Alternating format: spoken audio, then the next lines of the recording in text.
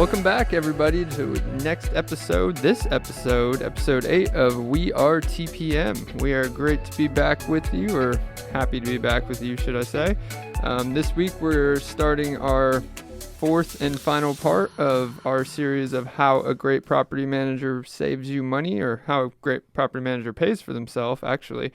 And one of the ways they do that is also the reason that we've been gone for the last 2 weeks. We've been out at conferences, getting resources and networking and all that. So we've been getting our learning on a little bit, haven't we, Kyle? Yep. Just more stuff to make us better, so we can make you more money. Learn how to serve our clients better. So our topic today in our final part to this series is low tenant turnover, which is how a great property manager, one of the ways a great property manager can save you more money.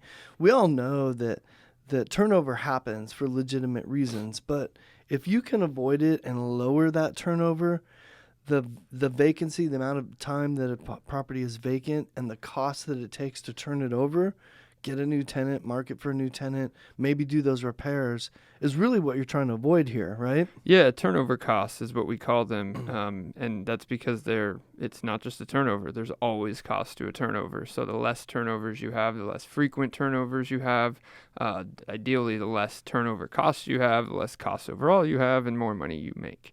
So, assuming there's turnovers for good reasons, there's turnovers for bad reasons, there's turnover for no reasons. But regardless, if you can minimize them, like you said, there are factors that a great property manager can use, pay attention to, and plan around, like we do, that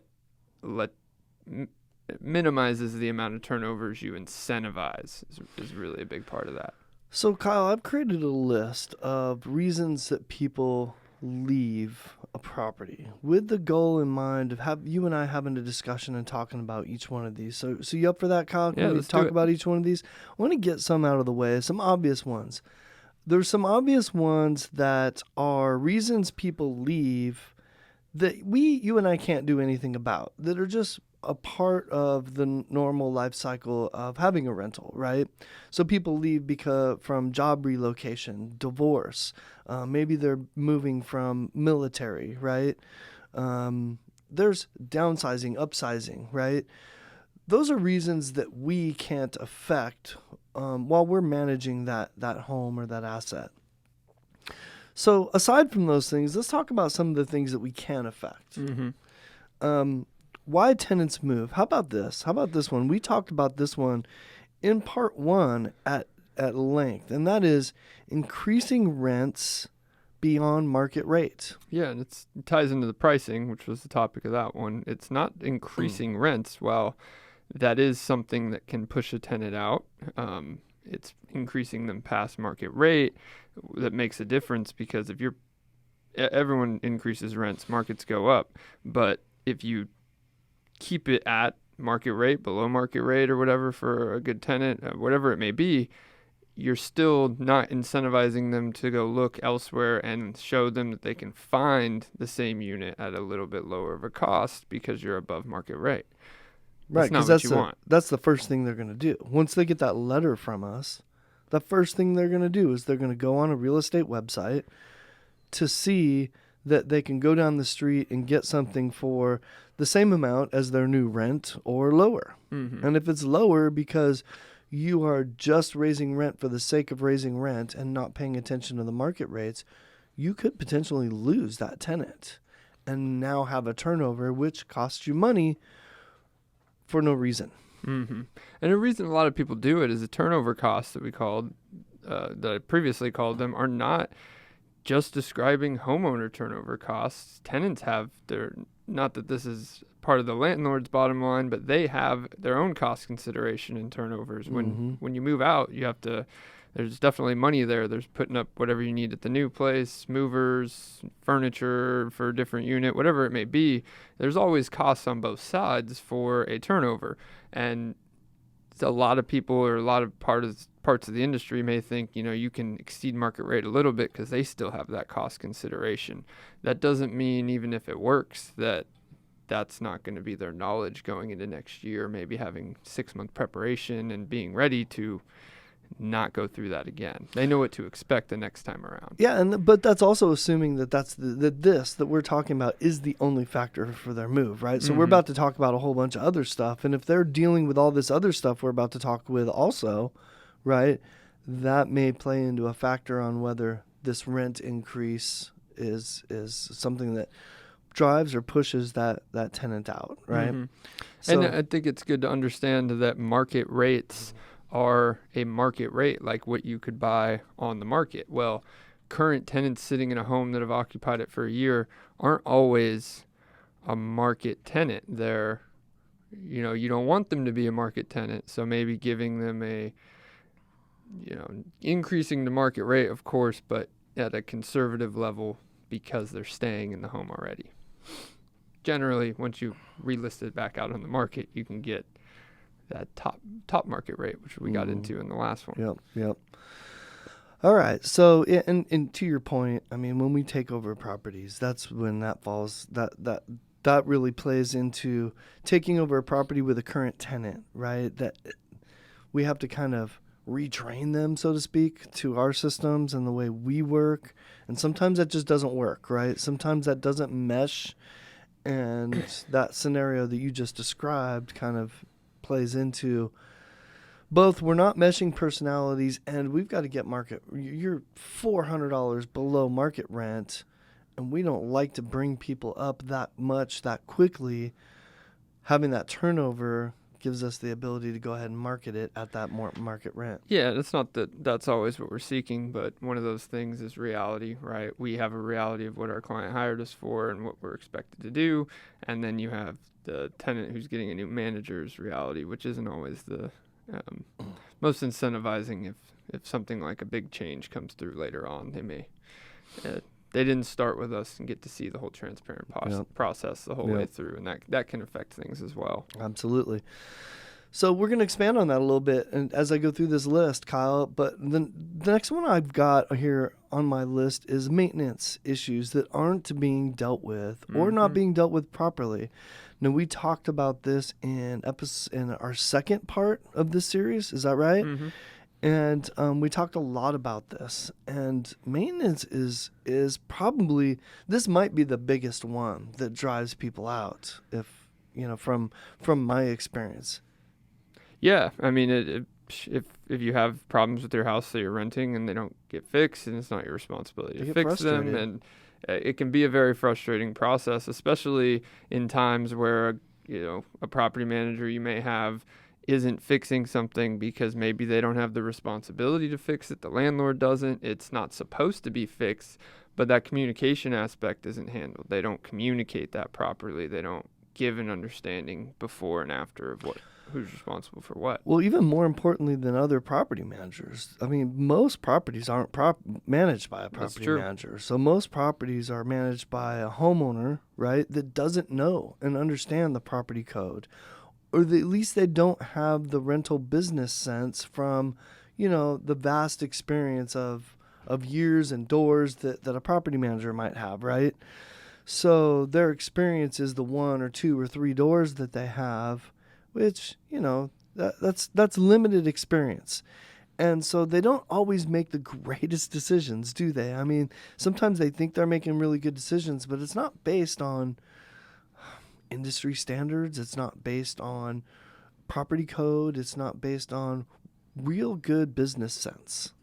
Yeah, and we have requirements as property managers to know these things all across the board, where a landlord doesn't necessarily have that requirement. I mean, there's different points there, but not operating it and knowing on it all the time, or having not clear standards to what is being done or isn't being done, can cause a whole bunch of problems.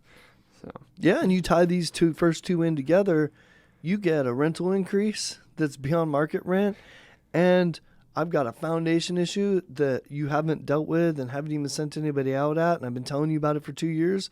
That creates a lot of frustration for a tenant, doesn't it? Yeah, it does. And that comes down to, call it telephone or having multiple pieces. There's 3 parties involved most of the time. Like when you have a property manager, there's 3 parties. They all have different responsibilities and desires, right?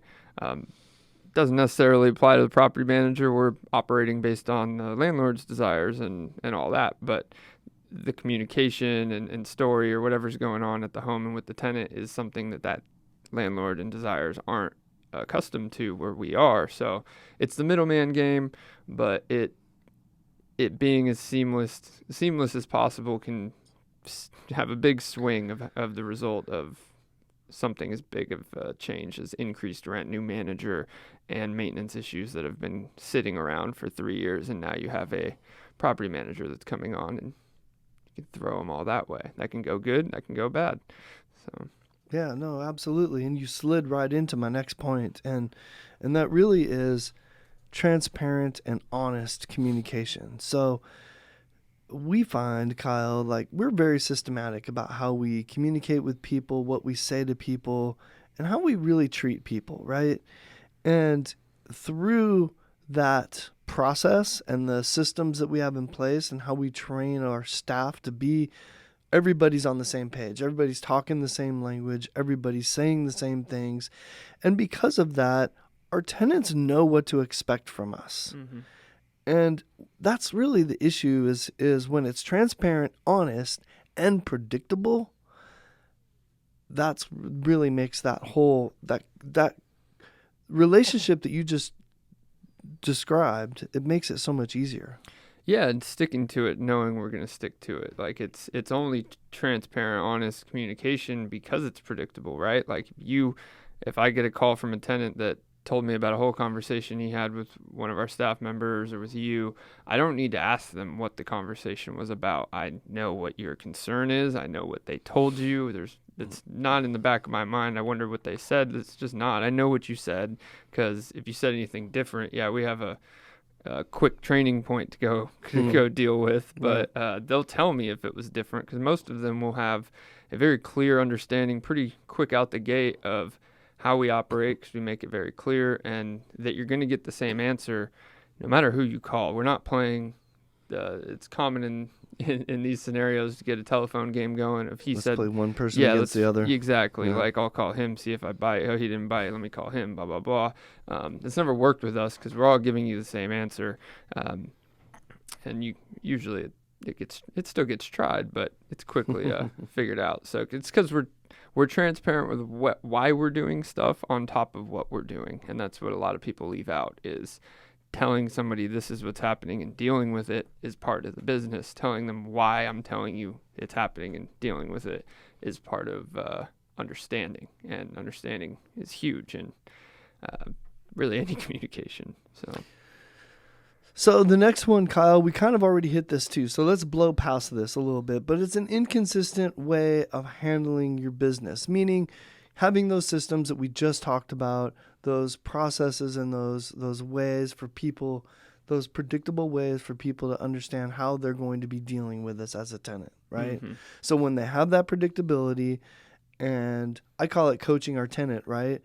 But we're only able to coach them when we put them in the home, and then we're able to, they get our emails, they get our training videos, they get all of us from the very beginning, so they know what they're getting, right? And everything's predictable from that point on.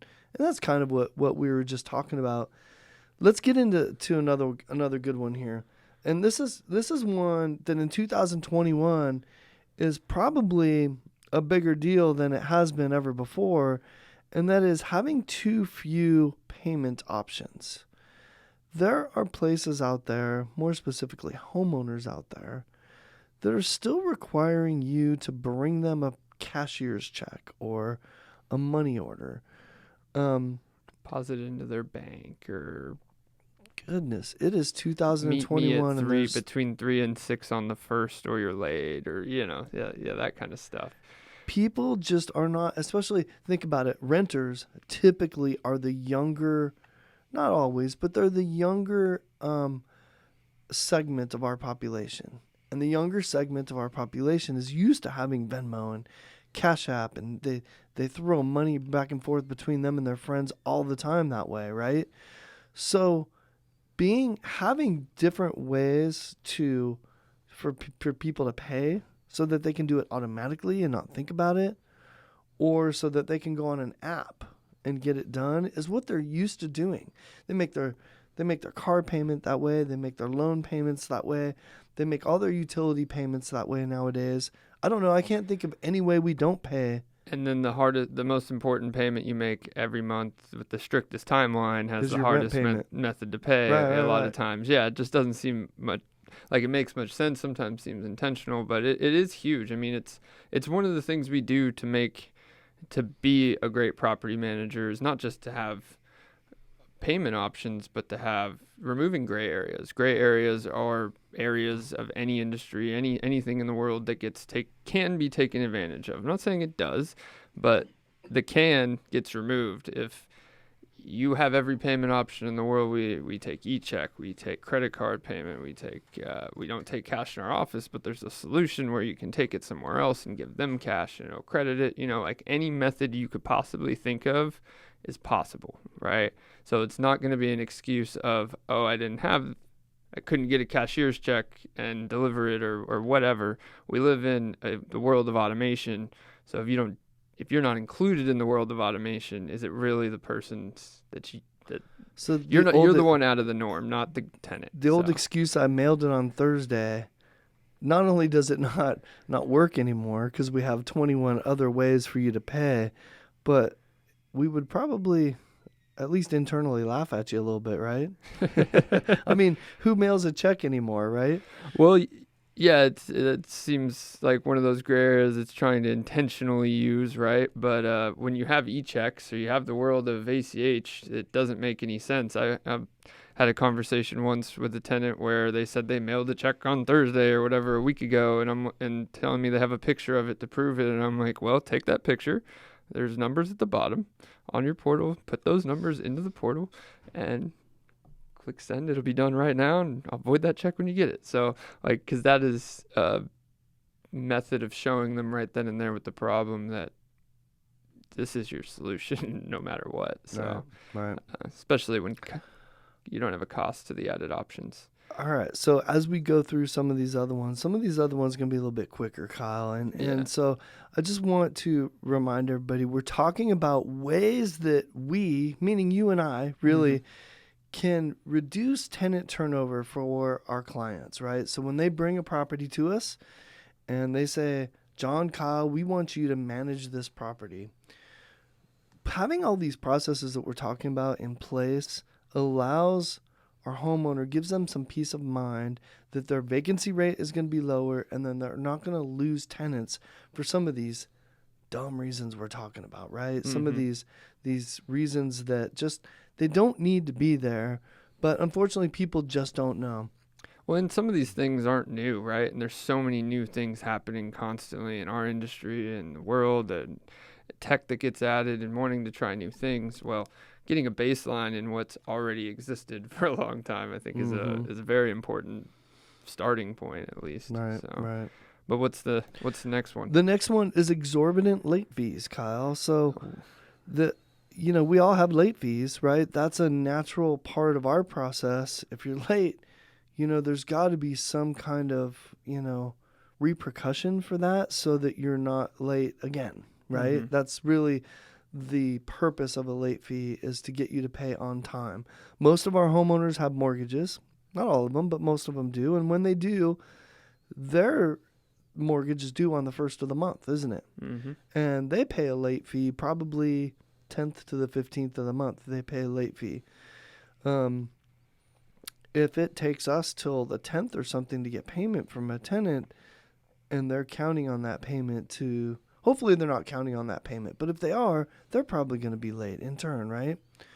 So, well, and yeah, you've said it. The real reason is late fees are intended to, get you paid up, but also make sure you aren't late again, right? You're not doing that with exorbitant late fees. I've gotten handed over leases that had late fees that not only could but did exceed the monthly rent amount. Not that we would never do that. You're not supposed to do that. But my point is, that's not a method of not making them late again. If now the penalty for being late is more than what it's the snowball effect. I don't need to describe that. Everyone Well, understands how, especially the next month, that happens again and again. yeah, and we've all been late to something, right? None of us are perfect. So we all have a bill that we forgot about, we thought was on auto pay, we closed an account, something happened, right? It's happened to all of us no matter how responsible we are with our bill paying. And Kyle, you would probably be angry I know that you've got great credit and you're really good at paying your bills and making sure they're paid on time. I know you are. But if you had one of those moments where you just forgot about, I don't know, your car payment and it was a couple days late and they charged you, I don't know, $300-$400, which is almost a car payment, right? To be late, it would anger you, right? You would probably consider refinancing that into a different loan that didn't do that when you had. I'd instantly go refinance it. Honestly, it wouldn't be a consideration. Yeah, I mean, it's I believe in having respect for your service, no matter what service you provide, and I wouldn't call it that that same definition. So, and to extend on that one a little bit, since I know it's not one of your items, is also rent reporting goes into that. Tenants actually appreciate rent reporting because they know it can help them get another one in the future, that it can give them a standing, and it also gives them a reason not to be late. Not that the fees don't, but knowing that to the rent bureau is going to see, yes, I have three years of history. It won't be hard for me to prove that later on. That's powerful, because it's one of the hardest things. Rent verifications, which we talked about before, can be a difficult process. So that's a really good point, Kyle. And rent reporting could help keep your turnover down, right? Because everybody's so focused on their credit score for whatever reason. Mm-hmm. They're tired of going to the car dealership and getting the high interest rate or no interest, or not getting approved. They're tired of being told they can't get a mortgage when they finally decide to go buy a home. And so everything we do in our life is wrapped around, even your utility, your electric rate sometimes is affected by your FICO score. And so we at Teixeira Property Management, we report that every single month, right, to our tenants. Yeah, we do rent payment history reporting to the rent bureau. I don't want that to get misconstrued with credit reporting of rent, which is something that property managers do and can be done. It's something we can do. That's more of an optional part of it, but because that can affect your credit score. The rent history shows your history without actually putting either way on your score. So. Got it. But they can both play a beneficial part, especially if you're willing to enroll in it. Well, I guess my point is this helps in the tenant turnover because the tenant knows there's a value being added. Yeah. That nobody else is doing. Like, nobody does that. Like, homeowners definitely don't do that, and most property managers don't do that. So anyways, it's a great point, Kyle, and I'm super glad that you brought it up. All right, how about unreasonable lease terms? So things like occupancy limitations, parking limitations, visitor limitations. Sometimes there's some really unreasonable terms in a lease that somebody can't live with, that they either didn't notice or wasn't an issue at the beginning of their lease and becomes an issue while they're living there. Mm-hmm. Yeah, one thing I've always seen with homeowners, and being a homeowner myself, I can agree with, is nobody likes being told what to do in their own home and in their own property, especially if you own it. You're just like, you shouldn't be able to tell me what to do. I own this piece of land and this house, whatever. But tenants also have rights to their own home too, and to treat it as their own home to certain extents within thresholds that are, like you said, reasonable to the respecting a rental. Unreasonable really comes into controlling sometimes, like telling somebody they can or can't do something based on a personal bias or a personal reason of yours. Well, it's not your home, right? It is your home, but it's being rented. And I'm sitting here listening to you thinking about of quite a few times that clients of ours have asked us to do things that we just refuse to do, or to tell our tenants things that it's like, you don't do that. That does not respect the tenant's home well enough, and I'm not going to do that. And I'm super glad that you have us in the way of you, from making that mistake, because, that's sometimes we have the protection of being, we can't do this because it's not allowed to be required. But there's times where it's just like, morally, or that can't be done. Or it's just not a good business decision sometimes, No, So they don't see I'm not going to put anybody out there, any of those reasons or requests out there, but there's always a result from, if we were to implement that request into a lease term, that would cause things that you're not thinking about, right? So right, that's why we're here. All right, let's blow through these last few here, Kyle. How about new pets? New pets, or maybe you have a pet policy in your lease and you decide to go out and get a puppy, and you realize that there is, I don't know, an exorbitant amount of pet security deposit, pet rent, or they don't allow your breed. Something like that might push you out, right? Yeah, pets are one of those things everyone that always seems to get brought up, or is common to get brought up. And there's always good reason. There's some times where there is good reason. Some houses, some complexes, there's situations where having pet restrictions or certain pet terms totally apply and are needed. But knowing what those reasons are and making a decision on pets based on those reasons, I think, is hugely important. And that sounds redundant, but it's really not, because terms on pets can be decided based on no reasons, just a personal, I don't want pets because I know this is going to happen and blah, blah, blah. The biggest thing I tell clients is not allowing pets doesn't just get you non-pet home or people without pets. It also removes your ability to get anybody who may want a pet in the future, which is like everyone, right? Yeah, right. Little Johnny wants a new puppy. Yeah, you tell people they can't have something and they want it, right? And now they're going to go find a new rental that'll allow it. Or just knowing that they're going to live in this home and have the opportunity to get pets. They may live there for 7 years and never go get a pet. And now you had no pets, and you would have lost that great tenant solely because you took something from you took an option away from their life. So, well, that goes back to what you were talking about before. Nobody likes to be told what to do, right? No, nobody does. So how about this one? This one I think is actually pretty big for us, because we've had a lot of success in this area, and that is, I've kind of categorized it as personalities, right? And what I mean by that is, we touched on this earlier in our conversation, the personalities in our office, in the people that are dealing with the tenants and the properties, the contractors, our staff, us, everybody involved. That's all of those personalities. They all have to be on the same page with the way they communicate, with the level of respect they have for the tenancy, right? Understanding the relationship between homeowner, property manager, tenant, all of that stuff. When we're all on the same page and we have great personalities dealing with it, that are actually human and treating other people like humans, it just makes it again, back to low turnover. It helps keep your turnover down. It's one less reason for somebody to say, you know what? I'm tired of this place. I'm tired of dealing with this homeowner, this property manager. I'm out of here. Yeah, it comes down to dedication, and dedication to could be a property manager, could be whatever it is. I've talked a lot about this over the past couple of weeks with people in the industry.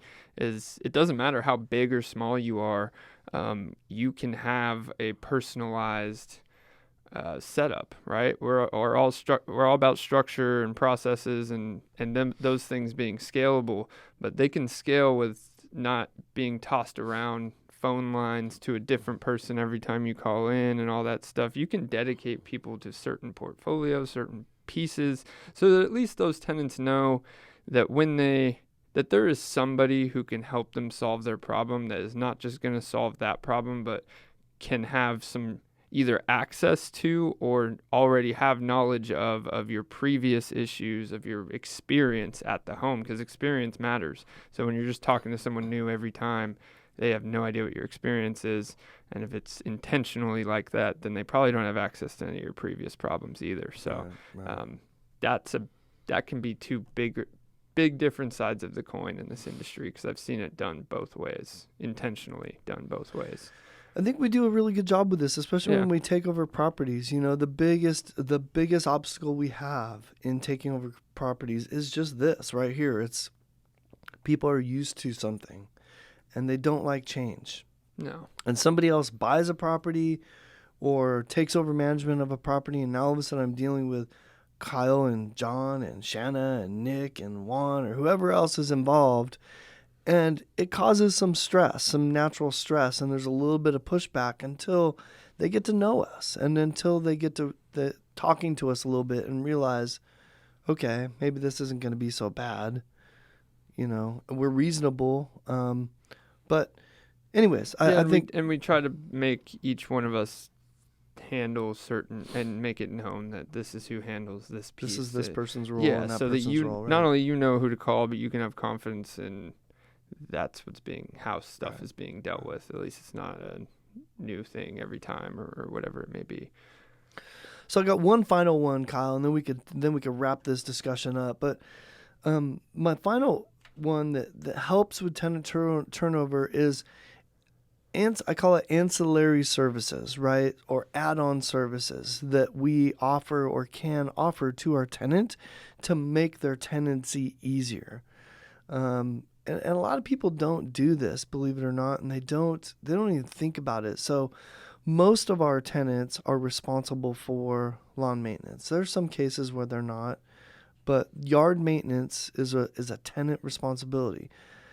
Another big one that we get a lot is pest control, right? That's a tenant responsibility, basically, because the homeowner doesn't have any control over what you're doing on that property to attract pests, right? Mm-hmm.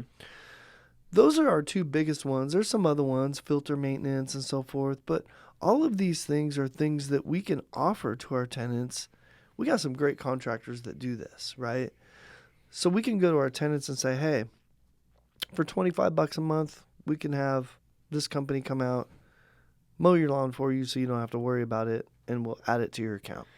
Yeah, and I mean, we have a great book of great relationships and vendors that we use to help our clients make more money and have better profit margins. But regardless of if you have that or you don't, just told you I've been at conferences for the last couple of weeks. There's so many resources out there in the world, especially in this tech age, to get all those things done that'll set up those systems for you and get it done for not just the landlord, but the tenant side as well. So I guess what I'm saying is the excuses are slim and the resources are plentiful. So I love it, Kyle. You've done a great job of buying me time every time I go have a coughing fit. I appreciate it. Yeah, no, do my best.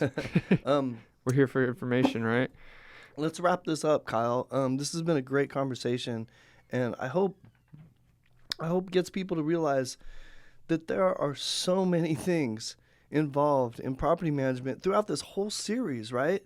We've talked about so much stuff, and excuse me, tenant turnover being one of them. I'm going to let you wrap this up, Kyle. Yeah, so to wrap it up, tenant turnover is a kind of a token word, but tenants leaving the home because of reasons due to your property manager is one way that great property managers help you make more money is not doing that, right? So the huge not in tenant turnover is don't push your tenants out. Your homeowner can do things that'll push your tenants out based on decisions, but at least that's not the property manager incentivizing it. So if you want to see numbers, more information on any of these topics, see how we can make you more money or we could make your portfolio better and put under these processes, shoot us an email. We'll evaluate it for you completely free of charge. Sit down and have a consultation with you just to show you how we can make you more money with your portfolio. And you can do that at showmethemoney@weartpm.com. Just send whatever you want to send, list of properties, rents, what your lease term's at, or just send me your name and I'll find you on the tax records if you really want, just to make it easy on you. But either way, Show me the money at wearetpm.com. And I appreciate you guys tuning in for another episode of We Are TPM. And next week, we will be bringing you another great new topic and ending out this series. There you go. Peace out. Kyle and John Teixeira, out.